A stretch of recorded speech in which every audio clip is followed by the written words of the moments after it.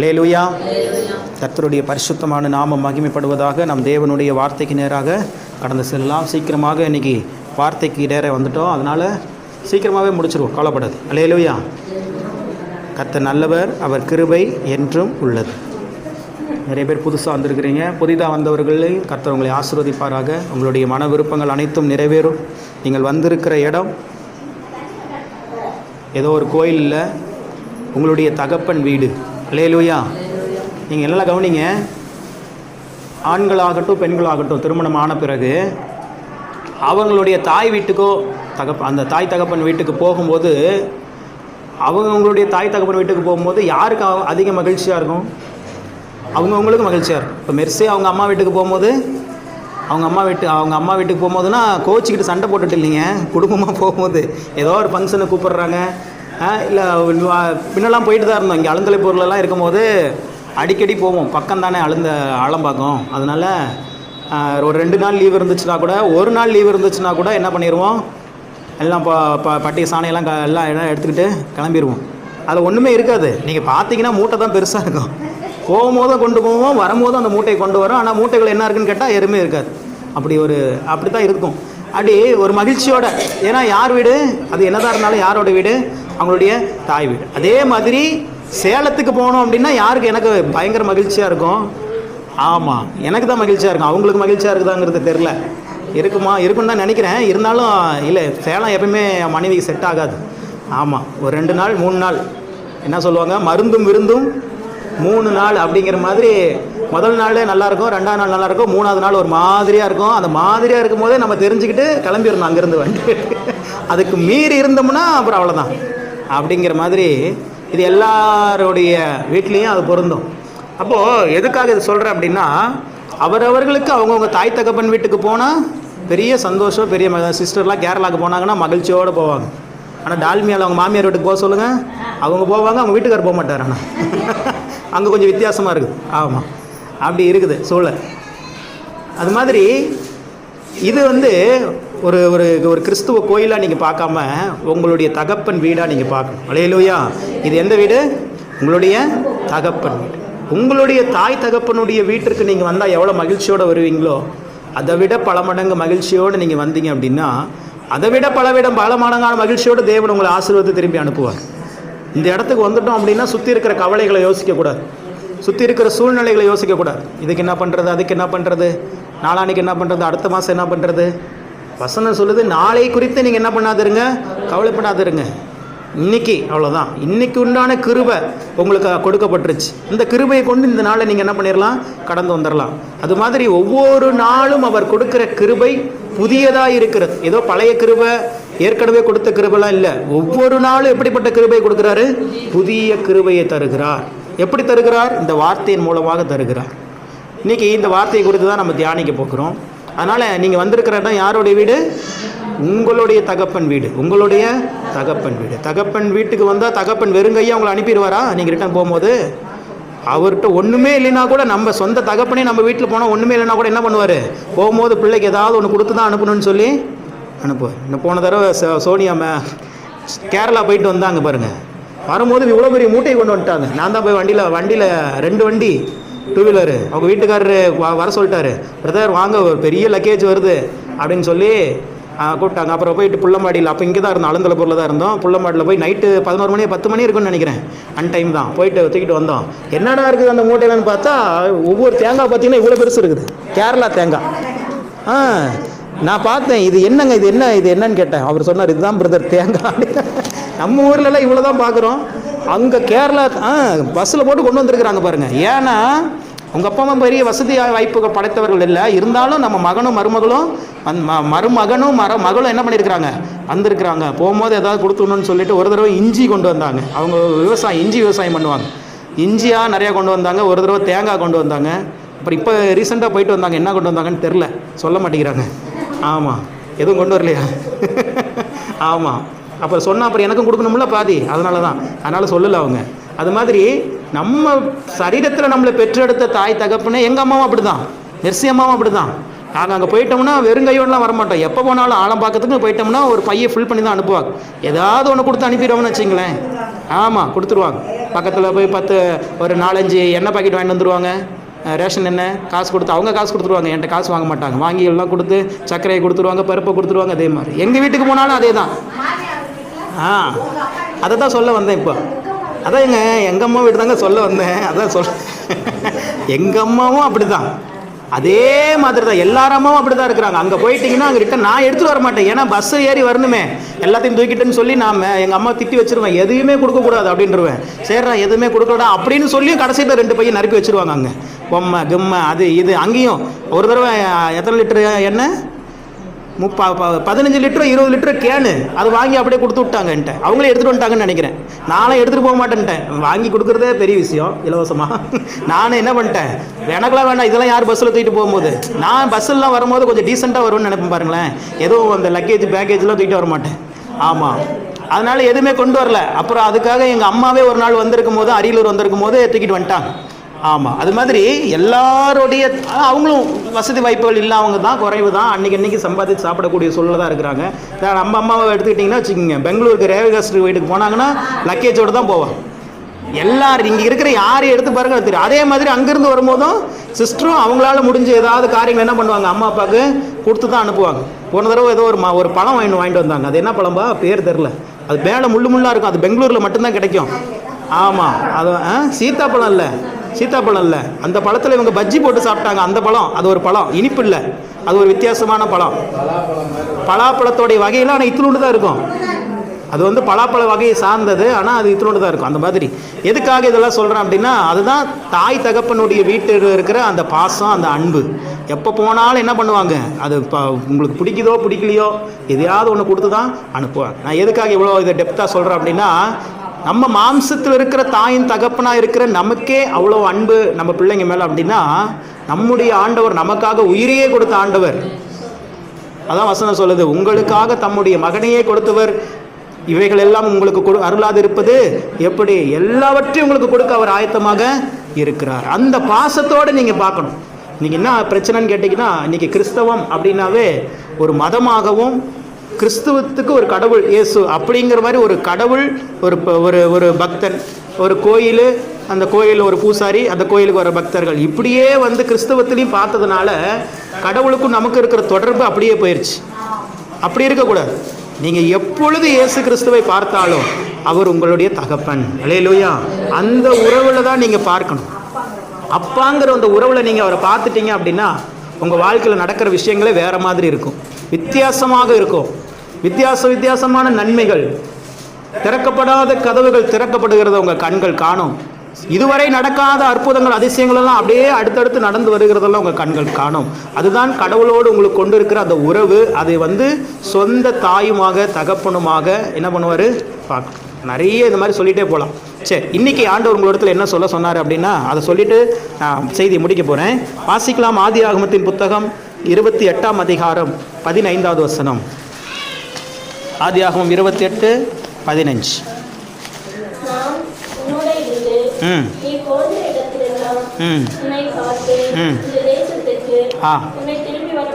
உன்னை திரும்பி வர பண்ணுவேன், நான் உனக்கு சொன்னதை செய்யும் அளவும் உன்னை கைவிடுவதில்லை என்றார். கண்களை மூடி செபிப்போம். வார்த்தையாகிய தேவனே எங்கள் மத்தியில் வெளிப்படும். பேசுகிறவர்கள் நீங்கள் அல்ல, பிதாவின் ஆவியானவரே உங்களிலிருந்து பேசுகிறார் என்று சொன்ன வார்த்தையை கனப்படுத்தி அருளும் சொல்லும். அடியார்கள் கேட்கிறோம். திருவசனத்தை கேட்கிறவர்களாய் மாத்திரமல்லாமல் அதன்படி செய்கிறவர்களாய் மாற எங்களை அர்ப்பணிக்கிறோம். இயேசு கிறிஸ்துவின் நாமத்தில் பிதாவே, ஆமென். அல்லேலூயா. இன்றைக்கி ஆண்டவர் உங்கள் இடத்துல சொன்ன காரியம் என்ன அப்படின்னா, நீ போய் என் பிள்ளைகள் இடத்துல சொல்லு, நான் அவர்களுக்கு சொன்னதை செய்கிற வரைக்கும் அவங்களை கைவிட மாட்டேன். அல்லேலூயா. ஆண்டவர் உங்களை என்ன பண்ண மாட்டாரா, கைவிடவே மாட்டார். எப்போ உங்களுக்கு ஒரு சில காரியங்களை ஆண்டவர் சொல்லியிருக்கிறாரா, அந்த சொன்ன காரியங்கள் எல்லாம் சீக்கிரமாக நிறைவேறும். அது செய்கிற வரைக்கும் அவர் உங்களை என்ன பண்ண மாட்டார், கைவிடவே மாட்டார். நான் உனக்கு சொன்னதை செய்யும் அளவும் உன்னை கைவிடுவது இல்லை. நான் உன்னை கைவிட மாட்டேன். ஏன் அப்படின்னா, என்னாகமத்தின் புத்தகம் 23வது அதிகாரத்தில் 19வது வசனத்தை வாசிங்க. என்னாகமம் 23ஆம் அதிகாரம். ஏன் ஆண்டவர் அப்படி சொல்கிறாரு? பொய் சொல்ல தேவன் ஒரு மனிதன் அல்ல, மனம் மாற அவர் ஒரு மனுபுத்திரனும் அல்ல. அல்லேலூயா. கவனிங்க, இந்த வசனம் ரொம்ப அழகாக சொல்லப்பட்டிருக்கிறது. பொய் சொல்லுவதற்கு அவர் ஒரே மனிதன் அல்ல. மனுஷன் என்ன பண்ணிடுவான்? பொய் சொல்லிடுவான், மனசு மாறிடுவான். இப்படிதான் வசனமே சொல்லுது, மனம் மாற அவர் மனுபுத்திரனும் அல்ல. அப்போ நம்ம மனுஷனை பார்க்குற மாதிரி கடவுளை பார்க்கக்கூடாது. இன்னைக்கு பாருங்க, ரெண்டு தரப்பு மக்கள் இருக்கிறாங்க. மனுஷனை கடவுளாக பார்க்குறவங்க இருக்கிறாங்க, கடவுளை மனுஷனுடைய மைண்டை வச்சு பார்க்குறவங்களும் இருக்கிறாங்க. ஆனால் என்ன அர்த்தம்னா, மனுஷனை அப்படியே முழுசாக நம்பியிருப்பாங்க, அவர் பார்த்துக்குவார், இவர் செஞ்சிருவார், இவர் எனக்கு தந்துடுவார் அப்படின்னு இருப்பாங்க. கடைசியில் பார்த்தா அப்படியே விட்டுட்டு போயிடுவான். ஆனால் கடவுள் மேலே நம்பிக்கை இருக்காது, கடவுள் மேலே என்ன இருக்காது? நம்பிக்கை இருக்காது. ஆனால் கடைசியில் பார்த்தீங்கன்னா யார் கை கொடுப்பாங்கன்னு பார்த்தீங்கன்னா கடவுள் தான் ஒவ்வொரு மனுஷனுக்கும் கை கொடுக்கும். அவங்க எந்த மதத்தை சார்ந்தவர்களாக இருக்கட்டும், அதை பற்றி பிரச்சனை இல்லை. கடைசியில் அவங்கள கை கொடுத்து தூக்குறது யாருன்னு பார்த்தீங்கன்னா கடவுளாகத்தான் இருக்கும். அவங்களுடைய அந்த அந்த கடவுள் மேலே வச்சிருக்கிற அந்த பக்தி என்ன பண்ணும் அப்படின்னா அவங்களுடைய வாழ்க்கையில் இருக்கிற சூழ்நிலைகளை மாற்றி கொடுத்துரும். மனம் மாறுவதற்கு மனுஷன் அல்ல, அவர் தெய்வம். மனுஷனுக்கும் கடவுளுக்கும் இருக்கிற மிகப்பெரிய வித்தியாசம் எதுன்னு கேட்டிங்கன்னா இதுதான். இவன் சொல்லுவான், செய்ய மாட்டான். அவர் சொன்னார்னா செஞ்சிருவார். உலக பிரகாரம். ஆமாம், பார்த்தீங்களா, ரெடியாக இருக்கிறான். கண்டிப்பாக கண்டிப்பாக கண்டிப்பாக கண்டிப்பாக ஆர்டர் செய்வார். அவங்க ரெடியாக இருக்கிறாங்க. அல்லேலூயா. ஆமாம், நடந்துரும் கண்டிப்பாக. எங்கேயும் போக மாட்டேன், அழுந்தலப்பூரில் தான் இருப்பேன், கவலைப்பட. காமாட்சி அம்மா தான் கேட்டுட்டு இருப்பாங்க. நான் அழுந்தலப்பூரில் ஹாஸ்பிட்டலில் ஒர்க் பண்ணிட்டு இருக்கும்போது காமாட்சி அம்மா கேட்டுகிட்டே இருப்பாங்க அடிக்கடி வரும்போதெல்லாம். ஏங்க நீங்கள் வேறு ஊருக்கு போயிட்டா போயிடுவீங்க தானுங்க, நீங்கள் வேறு ஊருக்கு போனால் போயிடுவீங்க தானுங்க, உங்கள் ஒய்ஃபுக்கு வேறு இடத்துல மாற்றிட்டாங்கன்னா போயிடுவீங்க தானுங்க அப்படின்னு சொல்லுவாங்க. அவங்க எத்தனை தடவை கேட்டாலும் நான் சொல்லிகிட்டே இருப்பேன், எங்கேயும் போக மாட்டேன், இங்கே தான் இருப்பேன், எங்கேயும் போக மாட்டேன், இங்கே தான் இருப்பேன். இப்போ சொன்ன மாதிரியே நடந்துருச்சிங்களா? வேறு இடத்துக்கு போட்டாங்க, அரியலூரில் போட்டாங்க.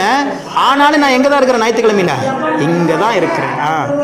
ஏன் அப்படின்னா, ஏன் அம்மா அப்படி சொன்னாங்க அப்படின்னா, இதுக்கு முன்னாடி பல பேர் இங்கே வந்திருக்கிறாங்க, ஆனால் இங்கே வந்து ஒர்க் பண்ணுவாங்க, ஆனால் என்ன பண்ணிடுவாங்க, வேறு இடத்துக்கு போனோடனையும் போயிடுவாங்க. அதுக்கப்புறம் அவங்களுக்கும் அழுந்தலைப்பூருக்கு இருக்கிற தொடர்பு என்ன இருக்குது? கட்டாக இருக்காது. ஆனால் இங்கே பாருங்கள், இங்கேருந்து நான் அங்கே போன பிறகு தான் அழுந்தலைப்பூருக்கு எனக்கு இருக்க தொடர்பு இன்னும் என்ன ஆயிடுச்சு? அதிகமாகிருச்சு. அல்லேலூயா. அப்போ 10 பேர், இப்போ 30 பேர் 40 பேர் ஃபுல்லாகிடுறாங்க.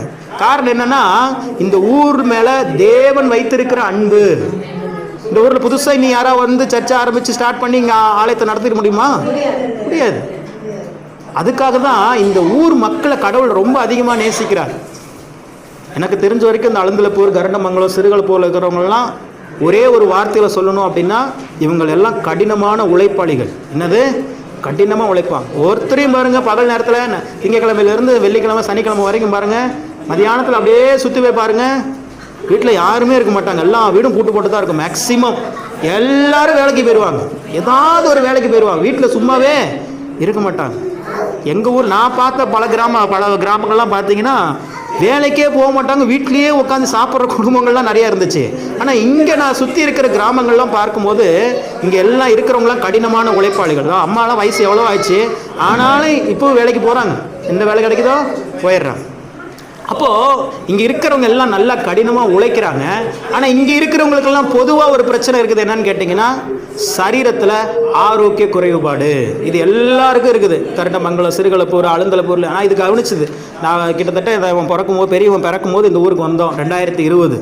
இப்போ 2024, 4 வருஷத்தில் இந்த சுற்று வட்டார இருக்கிற எல்லா கிராமத்திலும் இந்த அழுந்தலைப்பூரை சுற்றி ஒரு 40 கிராமம் இருக்குது. 40 கிராமத்துலேயும் நான் ஊழியம் செஞ்சுட்டு 40 கிராமத்துலேயும் கால் வச்சுட்டு வந்திருக்கிறேன். பார்த்த வரைக்கும், பழகின நபர்கள் வரைக்கும் நான் தெரிந்து கொண்டது தான். இங்கே இருக்கிறவங்க எல்லாம் கடின உழைப்பாளிகளாக இருக்கிறாங்க. ஆனால் அவங்க சரீரத்தில் பயங்கரமான ஒரு பாதிப்பு, ஆரோக்கிய குறைபாடு ஏதோ ஒரு வகையில் என்ன தான் இருக்குது, இருந்துட்டு தான் இருக்குது அப்படின்னு சொல்லி பல குடும்பங்களில் பிரச்சனைகள். வெளியில் பார்க்கும்போது வீடு கட்டியிருப்பாங்க, பணங்கள், வசதிகள், வாய்ப்புலாம் இருக்க மாதிரி இருக்கும். ஆனால் நீங்கள் உள்ளே இன்டெப்த்தாக போய் அவங்க லைஃப்பில் பார்த்தீங்க அப்படின்னா குடும்பங்களுக்குள்ள பலவிதமான பிரச்சனைகள், பலவிதமான போராட்டங்களோடு இருக்கிறாங்க. வெளியில் சொல்ல முடியல. என்னது? வெளியில் சொல்ல முடியல. சொன்னால் வேறு ஏதாவது நினச்சிக்குவாங்களோன்னு வெளியில் நிறைய பேர் சொல்லாமல் வாழ்க்கையில் தங்களை அந்த உள்ளேயே புழுங்கி அழுது கொண்டு என்ன செய்கிறதுன்னு தெரியாமல் அப்படியே கலங்கி கொண்டிருக்கிறாங்க. அதனால தான் ஆண்டவர் இந்த ஊர் மேலே ஒரு இரக்கத்தை வச்சு, அப்போ இந்த ஊரில் ஒரு சர்ச் வேணும், இந்த ஊரில் இந்த வார்த்தைகள் பிரசங்கிக்கப்பட வேண்டும், இந்த வார்த்தைகள் இங்கிருந்து பிரசங்கிக்கப்பட இந்த ஊரில் இருக்கிற பிரச்சனைகள் எல்லாம் மாறும். அல்லேலூயா. இந்த ஊரில் இருக்கிற ஒவ்வொரு குடும்பத்தில் இருக்கிற பிரச்சனைகள் எல்லாம் மாறும். அவங்க சர்ச்சுக்கு வராங்களோ வரலையோ அது ரெண்டாவது. இந்த இடத்திலிருந்து இந்த வார்த்தை பிரசங்கிக்கப்படும் போது அந்த வார்த்தையின் வல்லமை இந்த ஊர் அப்படியே ஆளுகை செய்யும். நீங்கள் சீக்கிரமாக பாருங்கள், இங்கே இருக்கிற எல்லா ஆரோக்கிய குறைபாடுகள் எல்லாம் மாறிடும். அதற்கு அடையாளமாக தான் அங்கங்கிருந்து ஒவ்வொருத்தரையும் ஆண்டவர் கொண்டு வந்து இங்கே இணைச்சிருக்கிறார். அல்லேலூயா. நீங்கள் தான் இந்த உலகத்திற்கு வெளிச்சம்னு ஆண்டவர் சொல்கிறார். நீங்கள் தான் உப்பாக இருக்கிறீங்கன்னு சொல்கிறாங்க. நீங்கள் ஒரு குழம்பு வைப்பீங்க, இன்றைக்கெலாம் ஞாயிற்றுக்கிழமை எல்லாம் வீட்லேயும் மட்டன் சிக்கனாக தான் இருக்கும். எல்லாம் வகை வகையான மசாலாலாம் போட்டு நல்ல ஃப்ரெஷ்ஷான சிக்கன்ஸை வாங்கி எல்லாம் செஞ்சிட்டிங்க. உப்பு ஒன்று மட்டும் போடாமல் நீங்கள் கொடுத்துருங்க, எத்தனை பேர் அதை சாப்பிடுவாங்களா? ஏங்க எங்கேயோ இருந்து மசாலா வாங்கிட்டு வந்து அரைச்சி போட்டங்க, ஏங்க ஃப்ரெஷ்ஷாக கோழி அடிச்சுங்க, என்னதான் வேணும்? என்னதான் நீங்கள் எவ்வளோதான் அரைச்சி எவ்வளோ கை ராசியோட வச்சாலும் அந்த உப்புங்கிற ஒரு விஷயத்தில் தான் என்ன அமைஞ்சிருக்குது, அதனுடைய முழுமை 99% நீங்கள் கரெக்டாக இருப்பீங்க, இதெல்லாம் செஞ்சுருப்பீங்க. அது அதிகமாக போனாலும் பிரச்சனை, தப்பாக போனாலும் கம்மியாக போனால் கூட பிரச்சனை இல்லைன்னு வச்சுங்க, திருப்பி வேணும்னா போட்டுக்கலாம். ஆனால் அதிகமாக போச்சுன்னா, ஒரு வீடியோ ஒன்று யூடியூப்பில் பார்த்தேன், நான் ஒரு தடவை அப்படி தான் பண்ணேன். ஏதோ ஒரு குழம்புல வச்சு உப்பு அதிகமாக போயிடுச்சு, ஏற்கனவே சொன்னேன்னு நினைக்கிறேன், உப்பு அதிகமாக போயிடுச்சு. குழம்பில் உப்பு அதிகமானால் அதை குறைப்பது எப்படி அப்படின்னு சொல்லி யூடியூப்பில் வச்சு போட்டால் எல்லாரும் நிறைய பேர் வீடியோ போட்டிருக்கிறாங்க. ஆனால் எல்லா வீடியோவும் பார்த்தீங்க அப்படின்னா அதில் இருக்கிற சொல்கிற மாதிரி பார்த்தீங்க அப்படின்னா ஒன்றும் செயல்பட்டால் வரல. எனக்கு ஒன்று சொல்லி கொடுத்தாங்க, அதை பார்த்தேன். உருளைக்கிழங்கு குழம்பா என்னமோ ஒரு குழம்பு தான் நான் வச்சுருந்தேன் அன்றைக்கி, இங்கே அலந்தலப்பூரில் இருக்கும்போது தான். உப்பு அதிகமாகிடுச்சு, வாயில் வைக்கவே முடியல, அந்தளவுக்கு உப்பு. அப்போது என்ன பண்ணுறதுன்னா அவங்க கேட்டாங்க, கோதுமை மாவை வந்து பிசைஞ்சு இவ்வளோ பெரிய உருண்டையை எடுத்து அந்த குழம்புக்குள்ளே போட்டு கொதிக்க வச்சுருங்க, அந்த உப்பெல்லாம் என்ன ஆயிரும், அந்த கோதுமை மாவை உறிஞ்சிரும் அப்படின்னு சொல்லி ஒருத்தன் யூடியூப்பில் போட்டிருந்தாங்க. நான் உடனே அதை பார்த்தோன்னே அப்பா ஒரு ஐடியா கிடச்சிருச்சுன்னு சொல்லிட்டு கோதுமை அதுதான் பாருங்கள் சொல்கிறேன், அப்புறம் கடைசி என்ன ஆச்சுன்னு. நல்லா இவ்வளோ பெரிய அவன் வித்துணுன்னு தான் போட சொல்லியிருப்பான் போல் இருக்குது. நான் இவ்வளோ பெருசு உருட்டை, ஏன்னா நிறைய உப்பாயிருச்சே. கொஞ்சோண்டு மாவு போட்டால் கொஞ்சமாக உப்பு இழுக்கும், நிறைய மாவு போட்டால் இருக்கிற எல்லா உப்பும் இழுத்துரும்ல அப்படின்னு சொல்லிட்டு ஆல்ரெடி வெந்து போன குழம்புல இவ்வளோ பெரிய மாவை உருண்டை பிடிச்சி இப்போ சப்பாத்தி மாவு பிசைற மாதிரி பிசைஞ்சு அதை போட்டு குக்கரில் போட்டு வச்சுட்டேன். ஒரு 1/2 hour நல்லா வேகட்டும், பரவாயில்ல, எல்லா உப்பும் வெளியே வரட்டும்னு சொல்லி அடுப்பில் வச்சுட்டேன். அது பாட்டு அடுப்பில் இருக்குது. அப்புறம் சரி ஓகே எல்லா உப்பு வந்துருக்குன்னு சொல்லிட்டு குக்கரை ஓப்பன் பண்ணி பார்த்தா ஓப்பனே பண்ண முடியலைங்க. அது என்ன ஆயிடுச்சு அப்படின்னா, அந்த உருண்டை பெரிய சப்பாத்தியாக மாறி குக்கர் முழுசாக உடச்சிக்கிச்சு. நானும் வச்சு இப்படி அடைக்கிறேன், ஐயோ என்னடா அது ஒட்டிக்கிச்சு, பசை ஒட்டின மாதிரி ஒட்டிக்கிச்சு. அப்புறம் தான் தெரிஞ்சிச்சு நான் போட்டது கோதுமை மாவு இல்லை, மைதா மாவு. பசையெல்லாம் காய்ச்சறதுக்கு எதாவது யூஸ் பண்ணுவாங்க, மைதா மாவு. அது என்ன ஆயிடுச்சு, அந்த குக்கரில் வச்சு மூடி பண்ணுவோம். அவர் ஒரு சாதாரண குண்டாவில் போட்டு தான் வைக்க சொல்லியிருக்கிறாரு. நான் கொஞ்சம் அதிகமாக யோசிச்சு என்ன பண்ணிட்டேன், குக்கரில் போட்டு விசில் விட்டதுனால அது என்ன ஆயிடுச்சு, போய் விசிலோட ஒட்டிக்கிச்சு. குழம்பு இப்படியும் தரல, நானும் இப்படி ஆட்டுறேன் அப்படி ஆட்டுறேன், என்னென்னமோ பண்ணி பார்க்குறேன், ஒன்றும் வரல. என்னானாலும் சரி, குக்கரே உடஞ்சாலும் சரின்னு சொல்லி வச்சு டபக்குன்னு ஓப்பன் பண்ணி பார்த்தா அவ்வளோ பெரிய சப்பாத்தி. அது சப்பாத்தின்னு சொல்ல முடியாது, உள்ள யாராவது உள்ளார் இவ்வளோ பெரிய சப்பாத்தி போட்டாங்கிற மாதிரி ஆகிப்போச்சு. அப்புறம் ஏதோ கத்தியெல்லாம் வச்சு அப்படியே கட் பண்ணி எண்ணெயெல்லாம் ஊற்றி சுரண்டி எடுத்து, அதுக்கு அடியில் தான் குழம்பு இருக்குது, மேலே சப்பாத்தி மேலே பெருசாக வந்துருச்சு. அப்புறம் லபக்குன்னு வெளியே எடுத்து அப்பா சரி எப்படியோ ஒன்று உப்பெல்லாம் போயிருக்குன்னு சொல்லிட்டு திரும்பி அந்த குழம்பு பார்த்தா குழம்புலாம் சுண்டி போய் அதை அடியில் அடிபிடிச்சி அந்த குழம்பே வித்தியாசமாக மாறிடுச்சு. அப்புறம் டேஸ்ட் பண்ணி பார்த்தா அந்த உப்பு அப்படியே தான் இருக்குது. அல்லேலூயா. வீணா கேஸ் வேஸ்ட், நேரம் வேஸ்ட். அப்புறம் அந்த வீடியோவுக்கு போய் ஒரு நெகட்டிவ் கமெண்ட்டை போட்டுவிட்டு, உங்களால் இன்றைக்கி என் குடும்பத்தில் எவ்வளோ பெரிய பிரச்சனை ஆகிப்போச்சு அப்படின்னு சொல்லி உன் வீடியோ பார்த்ததுனாலன்னு சொல்லி அவனை திட்டிட்டு அப்புறமா வந்தேன். இந்த மாதிரி பாருங்கள் பல விஷயங்கள் இருக்குது. உப்பு அப்படிங்கிற ஒரு விஷயத்துக்கு பின்னாடி எவ்வளோ இருக்குது பாருங்கள். ஆமாம், உப்பில்லாத பண்டம் குப்பையிலே அப்படிங்கிறாங்க. உப்பு அதிகமான பண்டமும் எங்கே தான், குப்பையில் தான், சாப்பிடலாம் முடியாது. அவ்வளோதான். அது மாதிரி ஆண்டவர் இந்த பூமிக்கு உங்களை என்ன எப்படி வச்சிருக்கிறாரா, உப்பாக வச்சிருக்கிறாரா. நீங்களும் நானும் தான் என்னது, சால்ட். நம்ம தான் உலகத்தினுடைய ஆசீர்வாதத்திற்கு ஒரு நிறைவே, வேறு எதுவுமே முழுமை கிடையாது. உங்களை வைத்து தான் ஆண்டவர் ஒரு சில காரியங்களை நன்மைகளை என்ன பண்ணுவார், சுற்றி இருக்கிறவர்களுக்கே செய்வார். நீங்கள் சொல்லுங்கள், நான் தான் என் குடும்பத்துக்கு ஆசீர்வாதம், என்னால் தான் என் குடும்பம் ஆசீர்வதிக்கப்படும். நான் ஆசீர்வதிக்கப்பட்டவன், ஆசீர்வதிக்கப்பட்டவள். இயேசு என் அப்பா, நான் அவர் பிள்ளை, நான் ஆசீர்வதிக்கப்பட்டவன். ஆமென். அல்லேலூயா. இந்த சிந்தனை உங்களுக்குள்ள வந்துருச்சுன்னு வச்சுக்கோங்களேன், அவர் சொல்கிறத நீங்கள் அவர் சொல்கிறத செயல்பாட்டுக்கு வருவதை உங்கள் கண்கள் பார்க்க ஆரம்பிச்சிடும். இந்த இடத்துல யாருக்கு இது சொல்லப்பட்டிருக்கு அப்படின்னா, ரொம்ப ஷார்ட்டாக சொல்கிறேன். யாக்கோபு அப்படின்னு சொல்லி ஒரு ஐயா, ஈசாக், ரெபேக்காள், இவங்க வந்து அப்பா அம்மா. இவங்களுக்கு 2 பசங்க, ட்வின்ஸு. ஒருத்தன் பேர் ஏசா, இன்னொருத்தன் பேர் யாக்கோப். ஏசாங்கிறவன் தான் அண்ணன், யாக்கோபுங்கிறவன் தம்பி. அப்பா யாரு? ஈசாக்கு. மனைவி யாரு? அவங்களுடைய மனைவி ரெபேக்காள். இது ஒரு குடும்பம். அப்போ இருக்கிற வழக்கப்படி என்ன ஆகும் அப்படின்னா, முதல் பையன் யாரோ அவங்களுக்கு தான் தகப்பனுடைய சொத்தெல்லாம் போகும். எப்படி? தன்னுடைய இப்போ என்னுடைய சொத்து இருக்குது அப்படின்னா, என்னுடைய முதல் பையனுக்கு தான் சொத்து முழுசாக கொடுக்கணும், அவனுக்கு தான் முழு உரிமை உண்டு. இந்த இடத்துல என்ன ஆச்சுன்னு கேட்டிங்கன்னா, ஏசாங்கிறவன் தான் முதல் மகன், யாக்கோபுங்கிறது 2வது மகன் தான். அவருக்கு ஈசாக்குக்கு பார்வை ரொம்ப வயசாயிருச்சு, அதனால் அவருக்கு பார்வை இல்லாமல் போயிடுச்சு, பார்வை இல்லாமல் இருக்கிறாரு. அந்த நேரத்தில் அவங்களுடைய மனைவி, அதாவது இந்த யாக்கோபனுடைய அம்மா ரெபேக்காள் என்ன சொல்கிறாங்க அப்படின்னா, இவங்களுக்கு வந்து யாரை ரொம்ப பிடிக்கும், 2 பசங்களில் யார் ரொம்ப பிடிக்கும்னு கேட்டிங்கன்னா, அந்த 2வது பையனை தான் ரொம்ப பிடிக்கும். ஏன்னா அவன் எப்போவுமே அவங்க அம்மா கூடவே இருப்பான். ஒருத்தன் வந்து வேட்டைக்காரன், அவன் எப்போ பார்த்தாலும் காட்டுக்குள்ளே போய் வேட்டையாடி மிருகங்களை கொண்டு வந்து சமைச்சு சாப்பிட்டு வாழ்ந்துட்டு இருக்கிறவன். இந்த 2வது பையன் மட்டும் அம்மா கூடவே இருப்பான். கூடாரவாசி அப்படின்னே பேர் இருக்குது. அம்மா கூடவே இருந்துக்கிட்டு அம்மாவுக்கு தேவையான உதவிகளை செஞ்சுக்கிட்டு அந்த மாதிரி ஹெல்ப் பண்ணிட்டே இருக்கிறதுனால அம்மாவுக்கு வந்து மூத்தவனை விட இளையவனை ரொம்ப பிடிக்கும். அதனால அம்மா என்ன யோசிச்சாங்கன்னா, எப்படி பார்த்தாலும் நம்முடைய வழக்கத்தின்படி நம்முடைய சொத்தெல்லாம் யாருக்கு தான் போவோம்? அண்ணனுக்கு தான் போவோம், ஏசாவுக்கு தான் போவோம். ஆனால் இந்த அம்மாவுக்கு பிடிச்சவன் யாரு? யாக்கோப். சின்னவனுக்கு தான் ரொம்ப பிடிக்குங்கிறதுனால அம்மா ஒரு பிளான் போடுறாங்க. என்ன பிளான் போடுறாங்க? நீ நான் உங்கள் அப்பாட்ட உன்னை கூட்டிகிட்டு போகிறேன், உங்கள் அப்பாவுக்கு தான் பார்வை தெரியாது, நீ தான் ஏசான்னு சொல்லிடு, அவர் உன்னை ஆசீர்வதிச்சிருவார். ஏன்னா அவர் வந்து ஆமாம் பார்வை தெரியாது, 2வது அவர் மரணிக்கிற சூழ்நிலைக்கு வந்தார், ரொம்ப வயசாயிருச்சு, இறக்கக்கூடிய சூழலில் வந்ததுனால அவர் சாகிறதுக்குள்ளே அந்த ஆசீர்வாதத்தை அவர் தலையில் வச்சு சொல்லி ஆகணும். அப்படி சொன்னால் தான் அந்த ஆசீர்வாதம் அவர் மேலே பழிக்கும். அப்படிங்கிறதுனால என்னாச்சு, இந்த அம்மா ஒரு ஐடியா கொடுக்குறாரு. இவங்க 2 பேத்துக்கு என்ன வித்தியாசம்னு கேட்டிங்கன்னா, அண்ணனுக்கும் தம்பிக்கு என்ன வித்தியாசம்னா, ஒருத்தன் கையெல்லாம் ஃபுல்லாக பார்த்தீங்க அப்படின்னா நல்ல முடி அதிகமாக இருக்கும். யார்? அண்ணன் கையில், ஏசா கையில் எவ்வளோ இருக்கும்? முடி அதிகமாக இருக்கும். இவன் கையில் வந்து முடியே இருக்காது, யாக்கோபு சின்னவன் கையில். இதுதான் அடையாளம். அவங்க அப்பா வந்து ஒருத்தர், அவங்க பிள்ளைங்க வந்துட்டாங்கன்னா அவங்க கையை தடவி பார்த்து தான் இது வந்தது பையன் பெரியவனா சின்னவனாங்கிறத கண்டுபிடிப்பார்.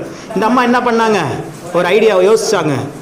ஒரு ஆட்டு தோலை எடுத்துகிட்டு வந்து அவன் கையில் கட்டி விட்டு, நீ போ உள்ளே போய் நான் ஏசா வந்திருக்கிறேன்னு சொல்லு, நான் தான் அண்ணன் வந்திருக்கிறேன்னு சொல்லு, உங்கள் அப்பா உன்னை ஆசீர்வதிச்சிருவார், நீ ஆசீர்வதிக்கப்பட்டவனாக மாறிடுவ, இல்லைன்னா உங்கள் அப்பா உன்னை ஆசீர்வதிக்க மாட்டார், பெரியவனை ஆசீர்வதிச்சிருப்பார் அப்படின்னு சொல்லி அம்மா ஐடியா கொடுத்து என்ன பண்ணிட்டாங்க, அமுச்சு விட்டாங்க. இவனும் அதே மாதிரியே போயிட்டு, அப்பா நான் ஏசா வந்திருக்கிறேன் அப்படின்னு சொன்னோன்னையும், இதெல்லாம் பைபிளில் இருக்குது, நான் உங்களுக்கு கதை மாதிரி சொல்லி கொடுத்துட்ருக்கிறேன். நீங்கள் பைபிளில் யூடியூப்பில் கூட அந்த படமே இருக்குது. யாக்கோபு படம் பேரே என்னது? யாக்கோபு தமிழ்லே இருக்குது. நீங்கள் போட்டு பாருங்கள், இதெல்லாம் உங்களுக்கு படமாக பார்த்தீங்கன்னா உங்கள் மைண்டில் ஏறிடும். இந்த பைபிளே படமாகவே இருக்குது, ரொம்ப இன்ட்ரெஸ்ட்டாக இருக்கும், ரொம்ப சூப்பராக இருக்கும். நான்லாம் பைபிள் படித்ததை விட இந்த மாதிரி படங்களை பார்த்து தெரிஞ்சுக்கிட்டு தான் அதிகம். அல்லேலூயா. போய் பார்க்குறாரு, அப்பா வந்தோடனே கையை தொட்டு பார்க்குறாரு. அவன் அந்த ஆட்டினுடைய தோலை முழுசாக கட்டி வச்சுருந்ததுனால, முடியாக இருந்ததுனால, ஓகே இவன் தான் யார்? மூத்தவன் நினச்சிட்டு இவர் என்ன பண்ணிட்டாரு, தலையில் கை வச்சு அவர் மேலே இருக்கிற ஆசீர்வாதத்தெல்லாம் உனக்கு தான் அப்படின்னு சொல்லிட்டார். இவன் அப்பா பிளான் சக்ஸஸ் அப்படின்னு சொல்லிட்டு வெளியே வந்துட்டான். அங்கேருந்து தூரத்துலேருந்து ஒருத்தன் அண்ணன் வந்துட்டான். இப்போ உண்மையாகவே என்ன பண்ணிட்டான், அண்ணன் வந்துட்டான். அப்பா இறக்கக்கூடிய சூழல் இருக்கிறாங்க, என்னை கூப்பிட்டு அமிச்சாங்க, நான் போய் ஆசீர்வதிக்கப்படணும்னு சொல்லிட்டு உள்ளே போய், அப்பா நான் ஏசா வந்திருக்கிறேன், என்னை ஆசீர்வதிங்கன்னு சொல்லி கேட்கும்போது அப்பாவுக்கு ஒரே ஷாக் ஆயிடுச்சு. இப்போ தான்டா ஏசான்னு ஒருத்தன் வந்து ஆசீர்வாதத்தெல்லாம் வாங்கிட்டு போனானே, அப்போ அவன் யார் அப்படின்னு சொல்லி கேட்கும்போது உண்மை தெரிஞ்சிருச்சு. வந்தவன் சின்னவன் தான், அவன் கையில் அந்த ஆட்டினுடைய முடியை ஒட்டிக்கிட்டு வந்துட்டு ஆசீர்வாதத்தை வாங்கிட்டு அண்ணனை ஏமாற்றிட்டு என்ன பண்ணிட்டான், ஆசீர்வாதத்தை வாங்கி போயிட்டான்னு சொல்லிட்டு, இவன் தான் ஏற்கனவே கோவக்காரன், வேட்டைக்காரன் வேற, பல மிருகங்களை வேட்டையாடுறவ சும்மா விடுவானா, பார்த்தான் இனி என் தம்பியினுடைய சாவு என் கையில் தான் சொல்லிட்டு கிளம்பிட்டான். எப்படி அவன் என்னை ஏமாற்றலாம், எனக்கு வர வேண்டிய ஆசீர்வாதத்தை எங்கள் அப்பாவை ஏமாற்றி என் தம்பி வாங்கிட்டான்னு சொல்லிட்டு அவனை கொலை பண்ணுறதுக்கு வழங்க தேடிட்டு இருக்கிறான். அம்மா பார்த்தாங்க, தம்பி இதுக்கு மேலே நீங்கள் இருந்தீங்கன்னா உங்கள் அண்ணன் என்ன பண்ணிடுவோம், உன்னைய கொன்றுவான். நீ என்ன பண்ணிடு, எங்கள் அண்ணன் வீடு ஒன்று இருக்குது, அங்கே போயிரு. எங்கள் அண்ணனுக்கு பிள்ளைங்க இருக்கிறாங்க, அவங்களை யாரையா ஒருத்தர் கல்யாணம் பண்ணிட்டு நீ அங்கேயே செட்டில் ஆயிரு, இங்கே வந்துடாத வாங்கிட்டு போயிட்டாங்க. அப்புறம் என்ன பண்ணுறான், இவன் ஒரு பெரிய ஒரு பணக்கார விட்டு பிள்ளை. யாக்கோபு ஏசாங்கிறவங்களாம் பெரிய பணக்கார, ரொம்ப ஏழைங்களாம் கிடையாது, நகரங்களை கட்டி வாழ்ந்தார்கள். அவங்களுக்கு கீழே பல நூற்றுக்கணக்கான வேலைக்காரிகள் இருக்கிறாங்க, ரொம்ப ஆசீர்வதிக்கப்பட்டவங்க. கஷ்டமே பார்க்காம வளர்ந்த பையன் இப்போ என்ன ஆயிடுச்சு, வேற வழியே இல்லாமல் உயிருக்கு பயந்து ஊரை விட்டு ஓட ஆரம்பிச்சிட்டான். அப்படி அவ்வளோ ஆசீர்வாதத்தோடு இருந்தவன் ஏமாற்றி ஆசீர்வாதத்தை பெற்றுக்கொண்டாங்க. அண்ணனை ஆசீர்வாதத்தை பெற்றுக்கொண்டுட்டு என்ன பண்ணுறான், கையில் ஒன்றுமே இல்லாமல் ஒரு குச்சை மட்டும் எடுத்துக்கிட்டு அப்படியே நடந்து போகிறான். எங்கே போகிறான், அவங்க மாமா வீட்டுக்கு. அவங்க அம்மாவுடைய அண்ணன் வீடு கொஞ்சம் தூரத்தில் இருக்குது. ஒரு 2 நாள் 3 நாள் பிரயாணம் பண்ணி நடந்து போகணும். அங்கே அப்படியே போயிட்டுருக்குறான். அங்கே போயிட்டுருக்கும் போது இவன் நைட்டில் தான், சின்ன வயசுலேருந்து கஷ்டமே பார்க்காதனாச்சே, ஒரு நாள் ஃபுல்லாக நடந்தால் எப்படி இருக்கும், காலெல்லாம் வீங்கிருச்சு. நைட்டு இதுக்கு மேலே வழியே இல்லைன்னு சொல்லிட்டு கொஞ்ச நேரம் படுத்து தூங்கலான்னு சொல்லி ஒரு கல்லை வச்சு அதுக்கு தலையை வச்சு படுத்து தூங்கிட்டான். அப்போ அந்த கனவுல ஆண்டவர் ஒரு வார்த்தையை தராரு. அந்த வார்த்தை தான் இது, நான் உனக்கு சொன்னதை செய்யும் அளவும் உன்னை கைவிடுவது இல்லை அப்படின்னு அந்த டைமில் சொல்கிறாரு. எப்போ ஆசீர்வதிக்கப்பட்டான், ஆனால் அந்த ஆசீர்வாதத்தெல்லாம் விட்டு இப்போ உயிருக்கு பயந்து எங்கே வந்துட்டான், ஓடி வந்துட்டான். நைட்டில், அதுவும் காடு, வனாந்தரமான காடு, எந்த மிருகம் எப்போ வரும் எதுவும் தெரியாது, உயிருக்கு போராடிட்டு வந்துட்டு இருக்கிறான். அப்போ ஆண்டவர் அவனுக்கு ஒரு வாக்குத்தத்தத்தை கொடுக்குறாரு, நீ தைரியமா போ, உன் கூட நான் இருக்கிறேன். இப்போ அந்த வசனத்தை வாசிங்க, ஆதியாகமம் 28:15. அவன் நைட்டை தூங்கிட்டு இருக்கும்போது கனவுல ஆண்டவர் சொல்கிற வார்த்தை தான் அது. இப்போதான் ஆண்டவர் சொல்கிறார், நான் உன்னோடு இருந்து நீ போகிற இடத்தில் எல்லாம் உன்னை காத்து உன்னை திரும்பியும் உங்கள் அப்பா ஊருக்கே நான் கொண்டு வந்து விடுவேன். நான் உனக்கு சொன்னதை செய்யும் அளவும் உன்னை கைவிடுவதில்லைன்னு அப்போ கனவுல ஆண்டவர் சொல்லுகிறார். அப்போது எல்லாமே இருந்தும் இப்போ எப்படிப்பட்ட சூழல் இருக்கிறான், ஒன்றுமே இல்லை கையில், ஒரே ஒரு குச்சி எடுத்துக்கிட்டு நடக்க ஆரம்பிச்சிட்டான். அவங்க மாமா உயிருக்கு பயந்து ஓடிக்கொண்டு இருக்கிறான். ஆனால் ஆண்டவர் அந்த நேரத்தில் வார்த்தையை அனுப்புகிறார். என்ன அனுப்புகிறாரு, வார்த்தையை அனுப்புகிறார். அந்த வார்த்தையை விசுவாசிச்சான் பாருங்க. அடுத்து தொடர்ந்து வாசிங்களேன். அதுக்கப்புறம் என்ன நடந்துச்சு 15க்கு அப்புறம்?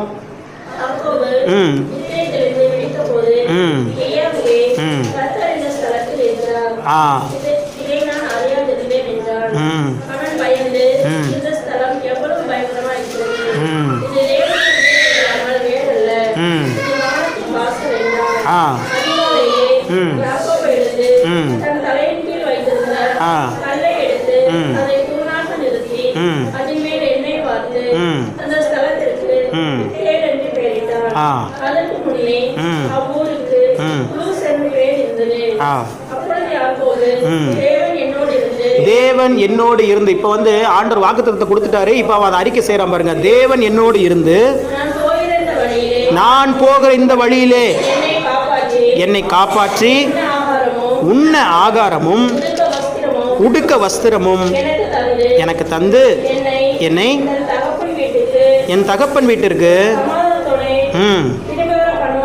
திரும்பி வர பண்ணுவார். ஆனால் கர்த்தர் எனக்கு தேவனாய் இருப்பார்.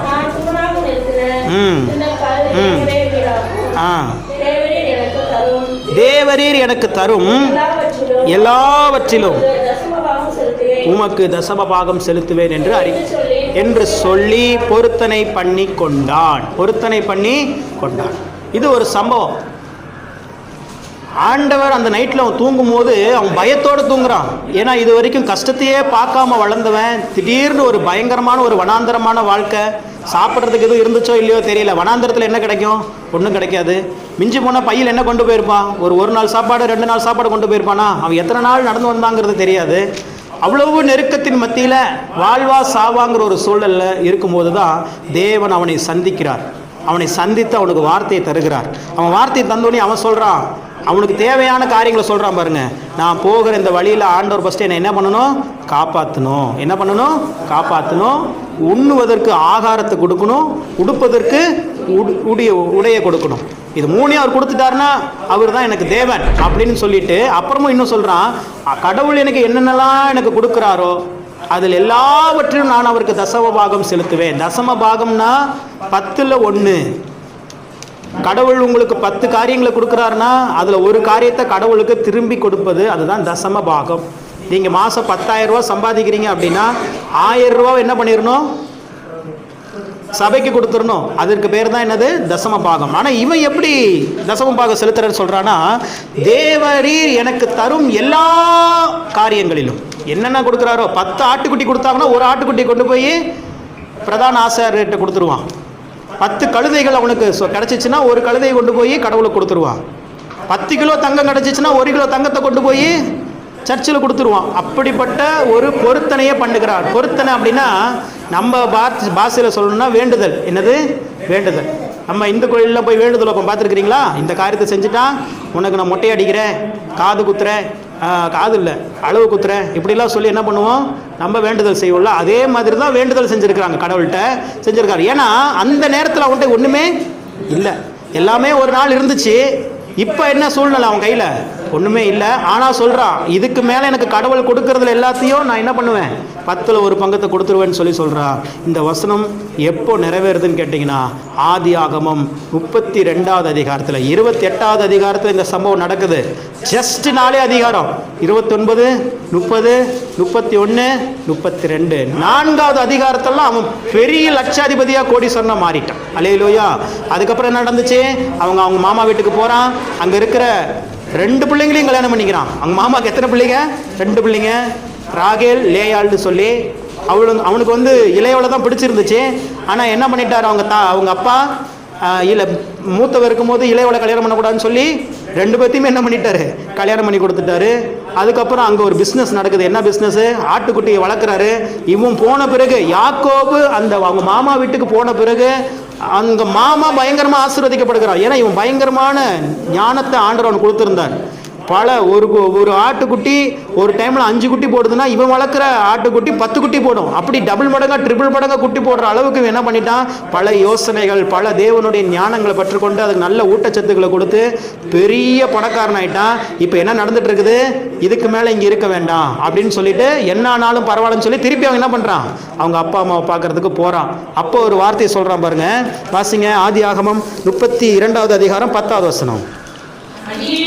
அடியேனுக்கு தேவரீர் காண்பித்த எல்லா தயவுக்கும் எல்லா சத்தியத்துக்கும் எவ்வளவேனும் பாத்திரமல்ல, கோலும் கையுமாய் இந்த யோர்தானை கடந்து போனேன்.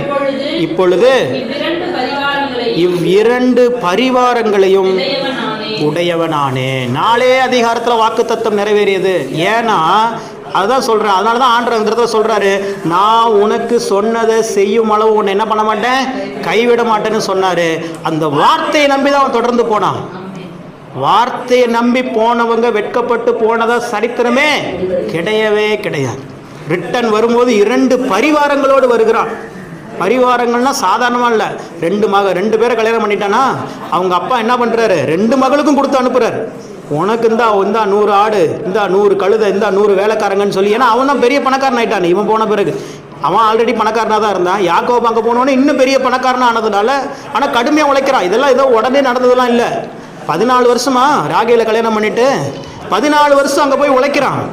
அதுக்கப்புறம் பெரிய ஆசீர்வதிக்கப்பட்ட ஒரு மனிதனாக திரும்பி வருகிறான். அப்போ அவன் ஞாபகம் வச்சு சொல்கிறான், ஒரு காலத்தில் வெறும் கோலும் கையுமாகத்தான் இந்த இடத்த விட்டு நான் என்ன பண்ணேன், போனேன். ஆனால் இப்போ அவன் திரும்பி பார்க்குறான், 2 பரிவாரங்களோடு ஒரு பெரிய ஊரே என்ன பண்ணிட்டு இருக்குது, அவன் பின்னாடி வந்துட்டு இருக்குது. எல்லாமே அவனுடையது.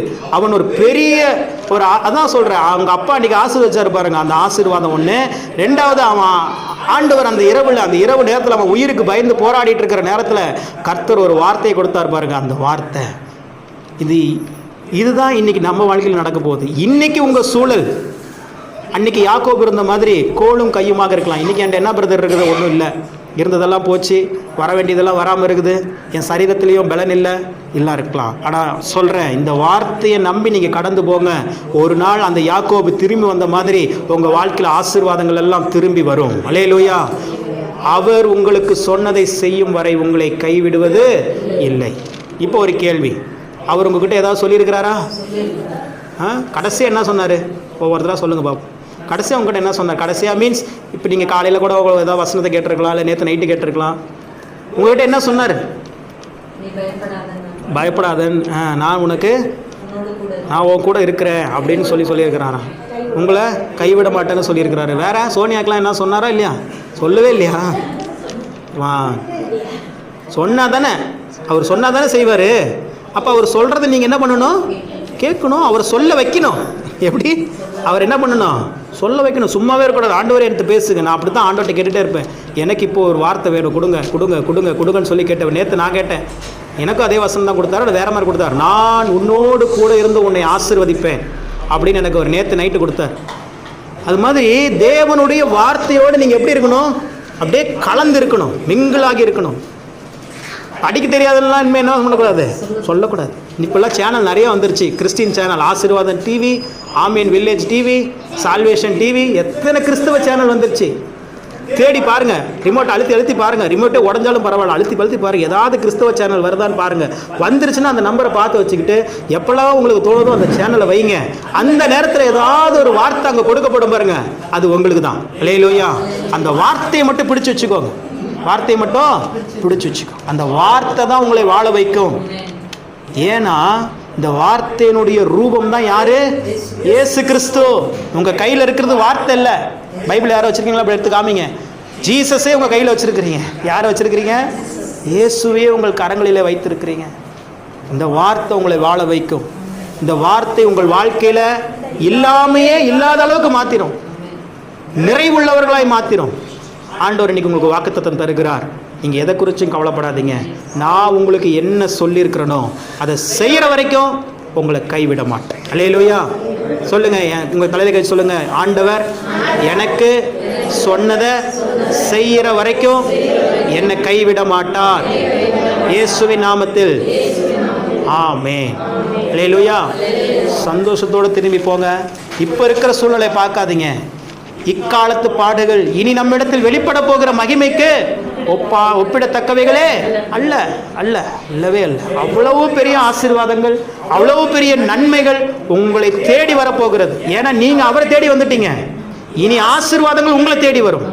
நீங்க எந்தெந்த ஆசீர்வாதங்கள் ஒரு காலத்தில் தேடி போயிருப்பீங்க, அது உங்களை வராமல் இருந்திருக்கலாம். ஆனால் இனிமே அது வர தொடங்கும். உங்கள் கண்கள் அதை காணும். நீங்களும் இதே இடத்துல வந்து நின்று சாட்சியா சொல்ல போறீங்க.